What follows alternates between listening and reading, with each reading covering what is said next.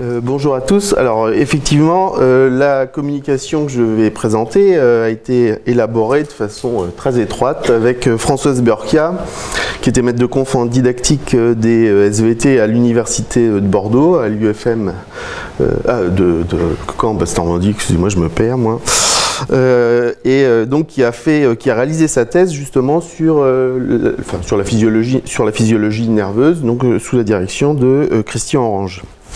Donc mon exposé, alors j'ai un peu changé le titre, hein, puisque on avait hésité avec Françoise à savoir, d'un point de vue curriculaire, de quand à quand on traitait ce problème de physiologie nerveuse. Donc j'ai choisi au final, au début dans le titre, j'avais commencé du collège jusqu'à la formation des enseignants, et donc on est reparti, après en avoir discuté avec Françoise, on est reparti de l'école primaire à la formation des enseignants.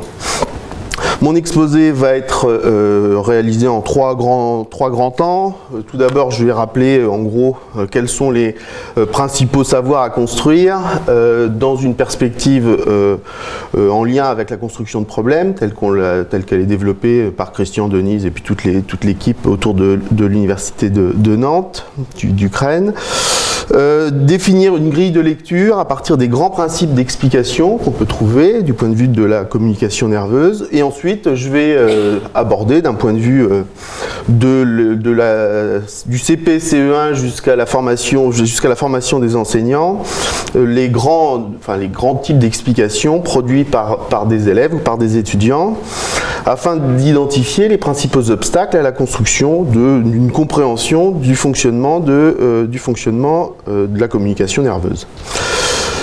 Donc ça, ce sont des travaux qui s'appuient donc à la fois, le corpus que je veux mobiliser s'appuie donc sur des travaux de thèse, un certain nombre de publications dans des revues de didactique des sciences, qui s'appuient essentiellement sur des recueils de représentations d'élèves et sur des débats scientifiques qui ont été enregistrés, retranscrits, habituellement.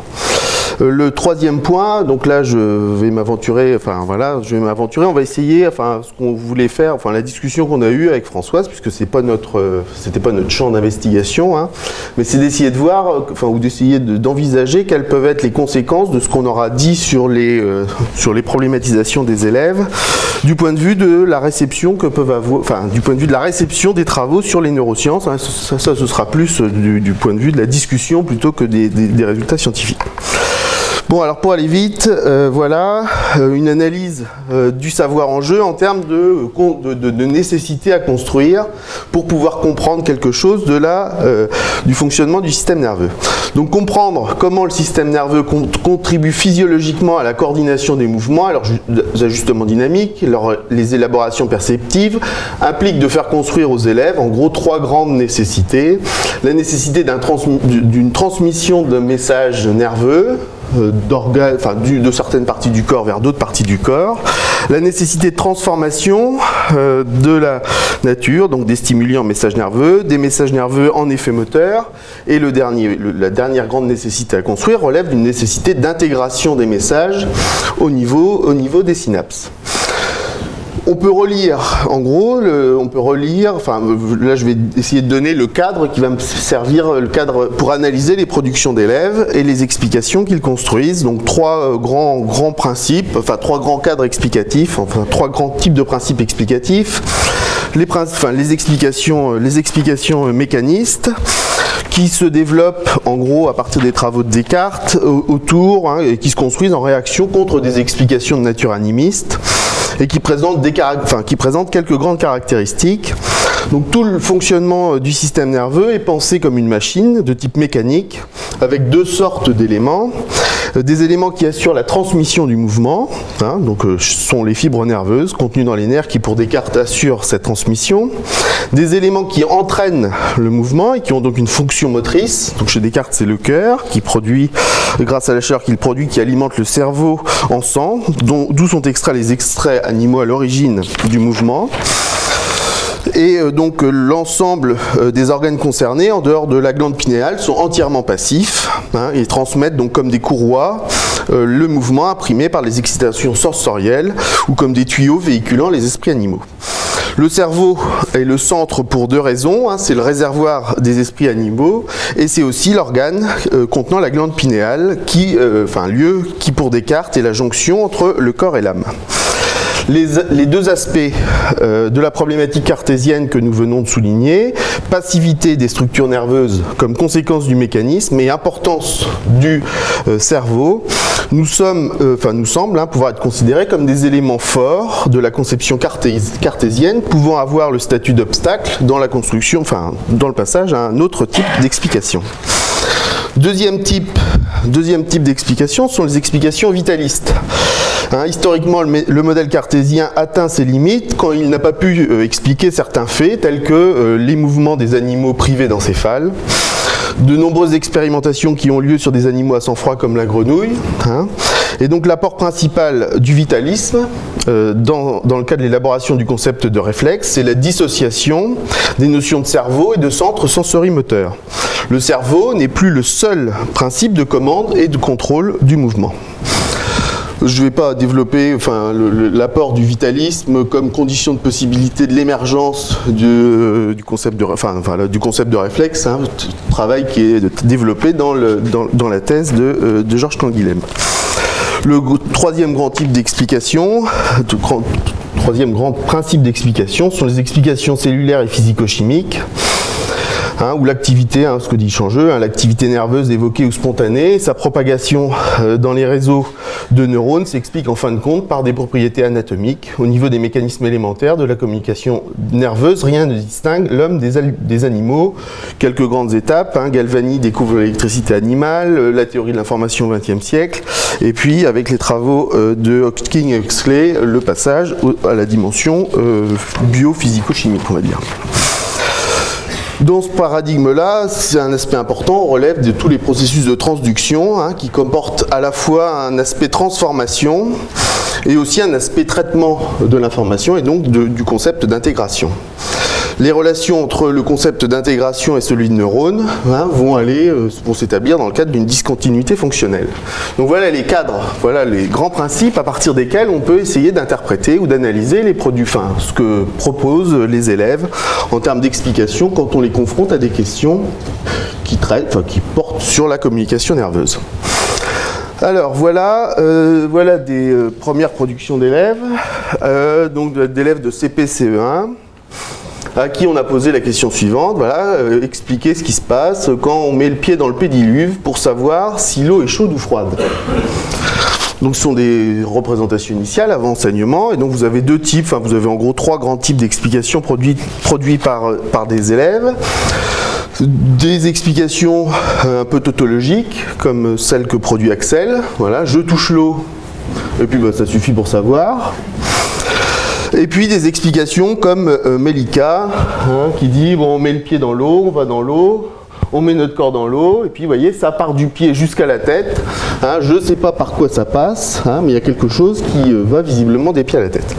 Alors si on essaye d'interpréter ces productions-là, vous voyez que dans un premier temps, pour Axel, le problème de la communication nerveuse ne se pose pas, puisqu'elle considère, on peut envisager, vous voyez, on peut interpréter cette production-là comme étant, elle considère le corps comme une totalité, et il suffirait donc qu'un bout de la totalité touche l'eau pour que le tout soit au courant du corps.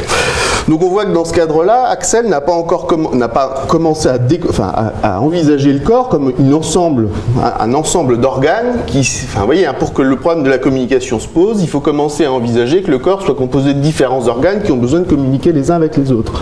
Tant qu'on est dans c'est ce qu'on pourrait renvoyer à une approche, un obstacle holiste, c'est-à-dire tant que les élèves considèrent le corps comme étant une seule entité, il y a un certain nombre de problèmes biologiques qui ne se posent absolument pas.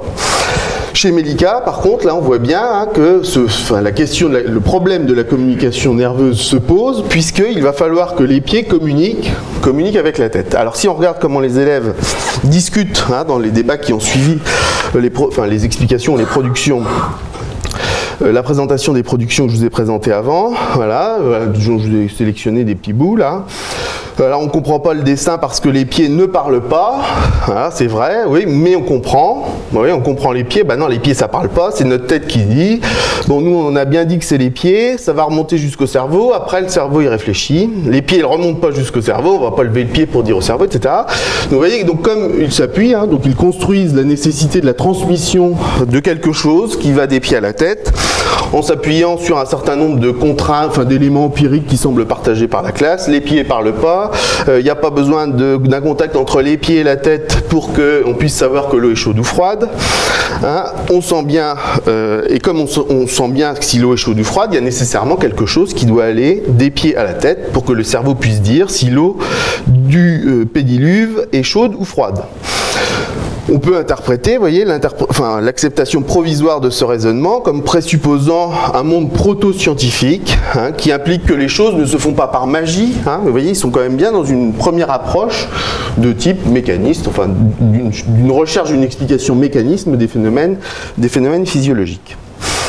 Donc voilà, à partir avec des élèves vous voyez, de CP-CE1, comment on peut commencer à s'intéresser à des questions de communication nerveuse. Alors maintenant, on va regarder ce que produisent des élèves de CM2.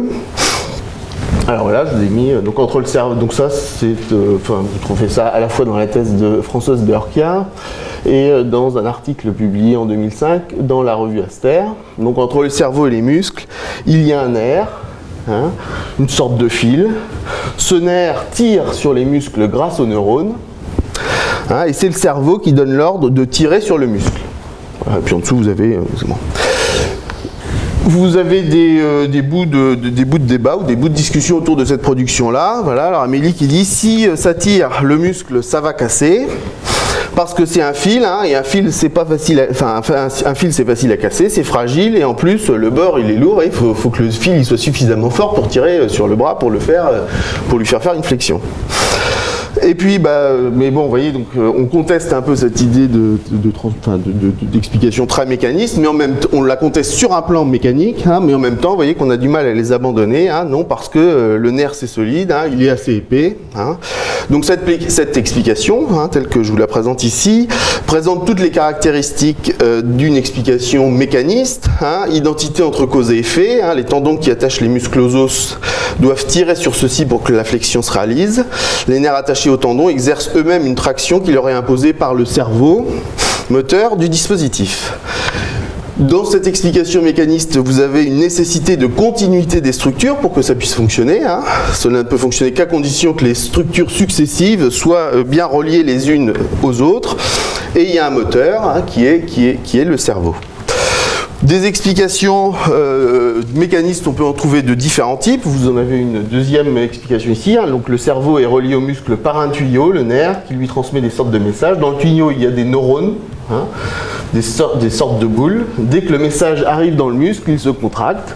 Les neurones se rejoignent au muscle. Entre le cerveau et le muscle, il y a du sang, des veines, des vaisseaux sanguins, etc. Donc cette fois-ci, vous êtes sur une explication de mécanisme du même type, hein, sauf que l'attraction, enfin le mouvement mécanique, là, est remplacé par un message circulant de nature liquide.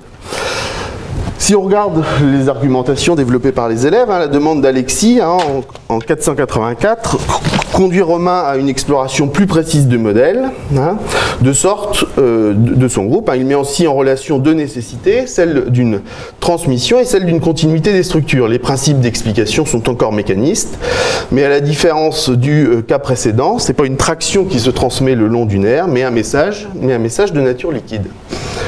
Donc vous voyez bien que chez des élèves du premier degré, en gros, les explications sont de nature mécaniste. Hein, le nerf, c'est un tuyau ou un fil. En fonction de la nature du nerf, vous avez soit si c'est un fil, c'est une traction. Hein, si c'est plutôt un tuyau, ce sont plutôt des liquides qui transfèrent, avec deux caractéristiques essentielles: une continuité entre les nerfs et les muscles pour que ça fonctionne, et surtout, l'idée, hein, que seul dans ce modèle de fonctionnement-là, seul le cerveau est actif, tous les autres organes du système nerveux étant eux passifs. La question qu'on peut se poser, vous voyez, c'est que va devenir en gros ces explications de type mécaniste chez des élèves, donc du collège, ce qu'on va regarder maintenant, et ensuite chez des étudiants qui préparent, là pour ceux que j'ai étudiés, ceux que Françoise a étudiés surtout, des étudiants qui préparent le concours de prof des écoles, hein, que je vous présenterai tout à l'heure. Bon, alors voilà, des problématisations d'élèves de collège. Voilà, bon alors la situation, vous voyez, c'est un cycliste qui doit démarrer quand le feu passe au vert. Et donc par rapport à ça, vous avez, donc je vais en présenter deux exemples. Hein. Mais en gros, la nature de la transmission peut être attachée à deux types, hein, soit sous la forme d'un liquide véhiculé par les nerfs, ou dans les vaisseaux sanguins, ou alors ici, hein, des élèves qui transmettent ça par la forme de vibrations qui sont transmises par les nerfs et qui vont provoquer la contraction musculaire. Alors si on regarde les débats qui ont suivi ces présentations d'explications des élèves, vous voyez, bon alors Kevin il ne comprend pas bien comment l'image entre l'œil et le cerveau. Vous voyez, hein, puisque une des caractéristiques souvent qu'on retrouve dans les productions d'élèves du collège et même du lycée, c'est que ils envisagent de façon distincte ce qui se passe entre les organes récepteurs et le cerveau, et entre le cerveau et les organes effecteurs. Alors ce qu'on peut sans doute attribuer, enfin dont on peut, une des causalités, qui serait liée au centralisme cérébral, hein, qui fait que c'est le cerveau, vous voyez, qui traite, etc., qui s'occupe de l'information, et donc ce serait lui qui transformerait les informations venant de l'extérieur en des messages pour les organes effecteurs. Sauf que là, vous voyez, les élèves envisagent que ce soit l'image ou la lumière qui aille donc de l'œil jusqu'au cerveau. Ce qui commence à poser un problème à Kevin. Vous voyez, il n'arrive pas à bien comprendre comment ça arrive au cerveau, hein, comment l'image ou comment la lumière fait pour aller dans le nerf de l'œil jusqu'au cerveau. Alors Julie, hein, en 148, indique, voilà, sur le nerf optique, il doit y avoir quelque chose qui transforme l'information en un code, ou quelque chose pour être compréhensible par le cerveau. Alors cette première, donc voilà, donc Julie commence à essayer d'articuler une nécessité de transformation de l'image par le nerf optique et la possibilité d'une transmission codée en s'appuyant sur un principe mécaniste. Hein, le cerveau doit comprendre. Ensuite, Kevin en 153, c'est bien pour ça qu'il est fait le nerf optique. Sa spécialité, c'est qu'il est spécialisé pour analyser l'image, contrairement aux autres. Donc Kevin parvient à identifier la fonction spécifique du nerf, hein, alors qu'il faudrait plutôt attribuer à la rétine de l'œil, hein, mais lui il l'attribue ici à nerf, qui est de transformer l'image en message nerveux et par conséquent à rendre le nerf actif dans le processus de communication nerveuse. Là où dans des explications strictement mécanistes, vous voyez, les structures de transmission étaient passives.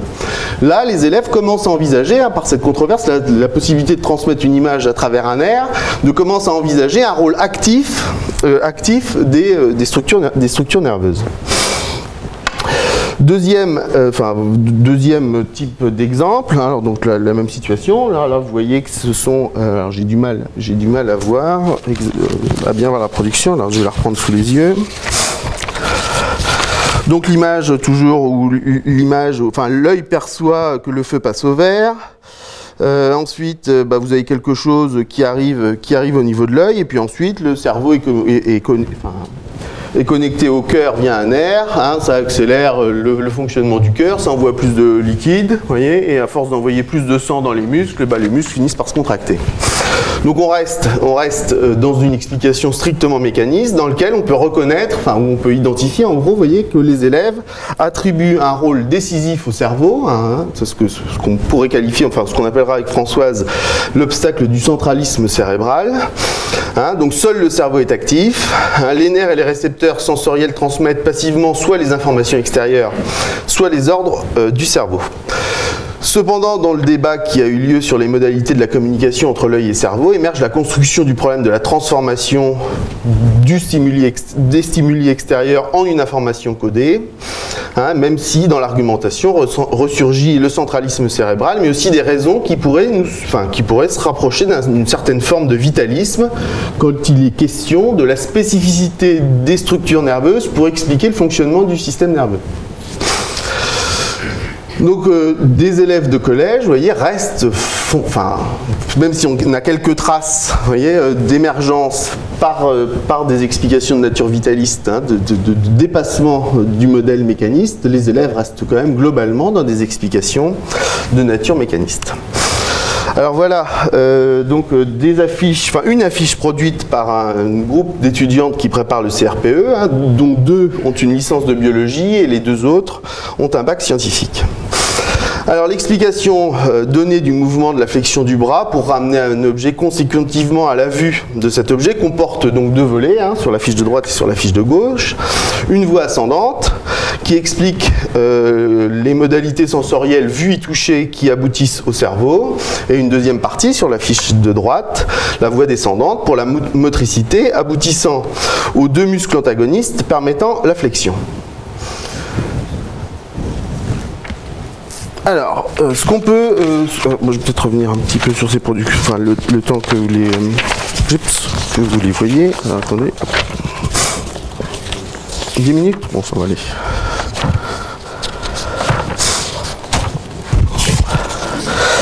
Alors, l'explication, donc ce qu'on peut noter par rapport à ces explications-là, hein, ces 2 voies, vous voyez, ont comme support des neurones et leur prolongement.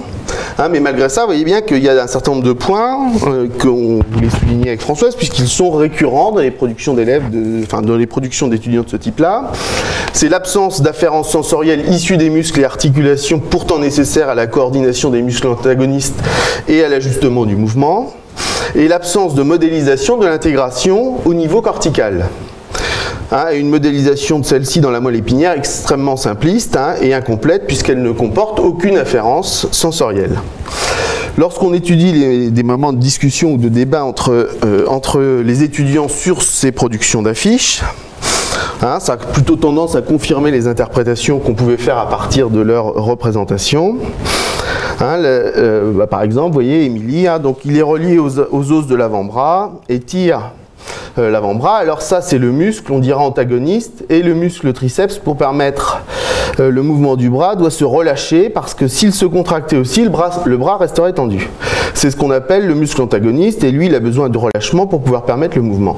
Donc on pense qu'il y a une voie descendante du cerveau et passant par la moelle épinière, et cette voie fait une divergence qui inhibe le muscle antagoniste et l'inhibant, c'est-à-dire qu'il est au repos, il provoque le relâchement de ce muscle et active le muscle par l'intermédiaire de nerfs, active le biceps, etc. Alors que là, au niveau du circuit réflexe, il ressent un peu plus bas, il ressent quelque chose, ça va au niveau de la moelle épinière, ça revient au niveau du muscle pour pouvoir intervenir, pour pouvoir tirer la main. L'enseignante demande, alors est-ce que ça, c'est pas de l'intégration? Et là, vous voyez bien que les étudiants ont beaucoup de mal à envisager qu'il y ait une intégration à un autre niveau qu'au niveau cérébral. Hein, Émilie retransmet, non, c'est pas de, vous voyez, elle retransforme, hein, elle prend l'intégration, elle retransforme en c'est de la transmission au niveau, hein, il y a un circuit moteur. Donc la coordination, hein, des muscles antagonistes dépend du cerveau, la moelle épinière n'étant qu'un intermédiaire passif, hein, avec un simple rôle de transmission, hein, ce que confirme bien, enfin, vous voyez, ce que confirme bien ce que dit Émilie. Donc ce rôle de simple transmission est confirmé à différents moments, à différents autres moments du débat. L'intégration semblant réservée au niveau réservée au cerveau pour des opérations autres que réflexes. Donc ce qu'on peut constater, vous voyez, dans les productions des élèves, c'est que, voilà, on a même si implicitement l'enseignement ou tout l'enseignement de la physiologie nerveuse utilise un registre explicatif biophysico-chimique, hein, avec les concepts de neurones, neurotransmetteurs, etc., etc. Ce registre biophysico-chimique est généralement mobilisé sans être discuté, sans en discuter les limites, ni se préoccuper, ni trop se préoccuper de la façon dont les élèves vont se l'approprier en fonction de leur représentation. Or, il semble que spontanément, tous les travaux qu'on a conduits sur ces sujets, hein, montrent que spontanément, les élèves ou les étudiants mobilisent des explications mécanistes, hein, alors que l'enseignant, lui, va mobiliser des explications de type biophysico-chimique, hein, ce qui les conduit à attribuer au cerveau le seul rôle actif et en conséquence négliger ce qui se passe au niveau des récepteurs sensoriels et de la moelle épinière considérés comme passifs, de donner au cerveau le rôle de moteur et en conséquence confondre ce qui va relever de la transmission du message et de l'énergie et considérer le cerveau comme une boîte noire trop complexe et en conséquence refuser d'en analyser le fonctionnement en tant qu'organe. Et donc vous voyez bien que le centralisme cérébral du point de vue de la construction des concepts de réflexes et ainsi de suite, vous voyez, selon nous, agit en tant qu'obstacle à la construction des concepts de physiologie nerveuse. Et ce, vous voyez, vous voyez la récurrence, puisqu'on observe ça quasiment depuis le collège jusqu'à des étudiants qui seraient maintenant en M1 et donc qui ont pour certains même une licence de biologie. C'est-à-dire que cet obstacle du centralisme cérébral est vraiment très fort à travailler et la question qu'on peut se poser, c'est comment il est pris en compte dans l'enseignement ordinaire ou classique des enseignements de physiologie nerveuse. Si on associe, alors voilà, donc là, ça c'est les résultats, c'est des résultats à peu près stabilisés, on va dire. La discussion, enfin la fin, dans les 5 minutes qui restent, c'est quel pourrait être l'impact, vous voyez, quel pourrait être l'impact de cet obstacle du centralisme cérébral sur la façon dont les élèves pourraient recevoir ou peuvent recevoir les travaux actuels ou les développements actuels ou ce qu'on entend dans les médias ou dans la façon dont sont diffusés les résultats en termes de neurosciences. Vous voyez, quel est l'impact? Enfin, voilà, ça nous interroge, vous voyez, comment les élèves peuvent recevoir des travaux sur les neurosciences et notamment sur les neurosciences cognitives, alors qu'il y a cet obstacle du centralisme cérébral qui est très très fort. Alors, par rapport à cette question, je fais référence à un article de 2006 de Pierre Clément et de collaborateurs qui a étudié en gros la façon dont le système nerveux était abordé dans les manuels scolaires français et tunisiens, sachant que ces travaux mériteraient d'être repris puisqu'ils ont été faits non pas sur les programmes actuels mais sur les programmes précédents. Donc il y a un certain nombre de choses qu'il faudrait revoir. Alors par rapport à ces travaux-là, j'ai repris deux éléments qui me semblaient intéressants au regard de ce que je voulais discuter. Tout d'abord, vous voyez, ce que dit Clément, c'est qu'il reste quand même des traces dans les manuels scolaires d'une certaine approche dualiste entre l'esprit et le corps. Voilà, donc tout d'abord une question, pourquoi les programmes et alors ensuite les manuels conservent-ils tant de réticence à dire que la pensée, l'intelligence sont des constructions cérébrales, au même titre qu'ils osent dire désormais que la vision est une construction cérébrale.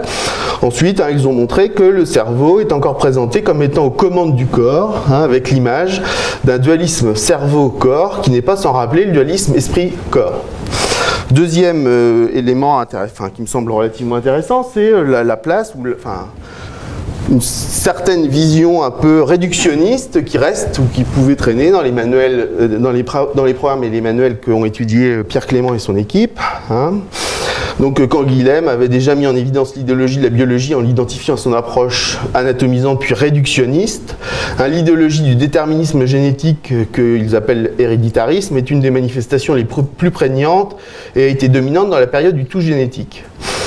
C'est-à-dire, en gros, vous voyez, pour rejoindre des discussions qui ont un peu lieu hier, c'est-à-dire l'explication de phénomènes de comportement complexes uniquement sur la base génétique. Alors, alors je vais finir là-dessus, vous voyez.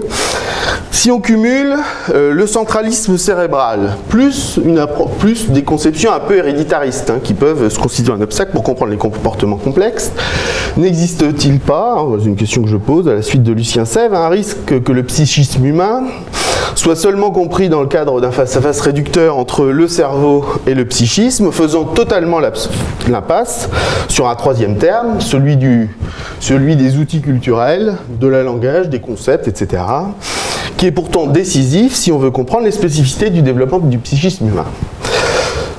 Lucien Sèvres développe dans un ouvrage récent une lecture très attentive des travaux de Jean-Pierre Changeux, où il essaye de montrer en gros que même si Jean-Pierre Changeux construit son modèle en opposition avec le tout génétique, il a encore du mal, malgré tout, ce que dit Lucien Sèvres, à s'en démarquer réellement, et donc même le modèle de sélection adaptative des réseaux synaptiques n'arrive pas à prendre en compte encore le troisième terme que je viens d'évoquer, c'est-à-dire en gros les outils culturels historiquement produits par l'homme.